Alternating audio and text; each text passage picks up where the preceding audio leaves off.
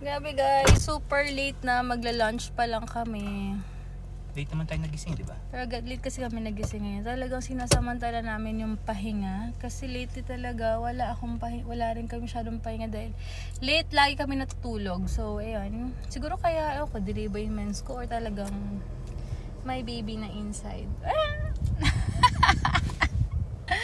Sabi kasi baka stress lang eh. Bakit?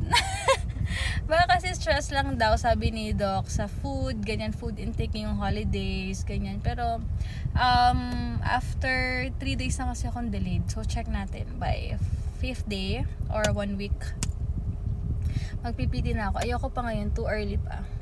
Pero yun nga, baka yun nga lang daw. Kasi lately nga naman talaga, lagi kaming puyat. Pero may crumbs ako. So, check natin. Kasi ganito rin doon nangyari sa friend ko before. Nagka-crumbs siya. Akala niya pregnant na siya. Tapos bumili siya ng PT sa Lazada daw. Kaya lang yun negative. Pero check natin kung talagang will ni God. Why not? Wala tayong magagawa. And I know God will provide kapag may ginawa siyang ganyang bagay. Siya naman bahala. So, alam naman niya yung plano. Minsan kasi nagde-depend lang tayo sa kakayahan natin eh. Nag-worry tayo masyado pero nakakalimutan natin yung plans ni God for us. Parang, di ba, parang feeling natin, hala, paano na to, ganito, ganyan. Pero hindi natin nakikita yung plans ni Lord for us. Na, nauunahan tayo ng worry, parang sabihin ni God na, ano ka ba? Wala ka bang tiwala sa akin? Di ba? Kakaumpisa pa lang ng taon, nag-worry ka na agad. Dami na pupasok sa isip mo. Wala ka bang tiwala? Grabe na nga yung ginawa ko sa buhay nyo. Ngayon ka pa ba magda-doubt?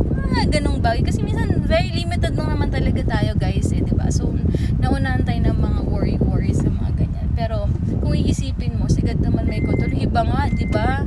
Di naman sa guys, ilan yung anak nila, pero nakakaraos naman sila. What more naman, tayo na nakapag-invest na kahit papaano sa, marami tayong kaya rin gawin, na, mag-worry pa ba tayo? Iba nga, diba, simple buhay lang. 5 anak, 4, diba? So, basta mag-worry. Ayoko nang isipin yung mga ganyan.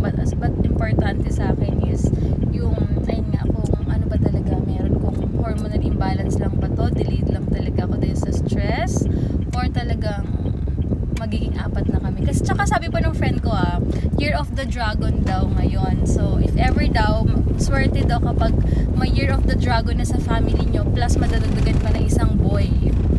Alam ko kung boy talaga, gano'n. Basta Year of the Dragon. So, hindi ko alam kasi hindi natin alam yung plan ni God. Basta tayo, susunod lang tayo. And sabi nga namin ni Heinz, kung talaga nag-iingat tayo at may mabubuo, wala tayong magagawa. Will talaga ni God yun. Although yun, basta, check na lang natin, update ko na lang kayo guys. And yan, kain muna kami. Later na lang ulit. At manonood pala kami later ng Rewind with Mama.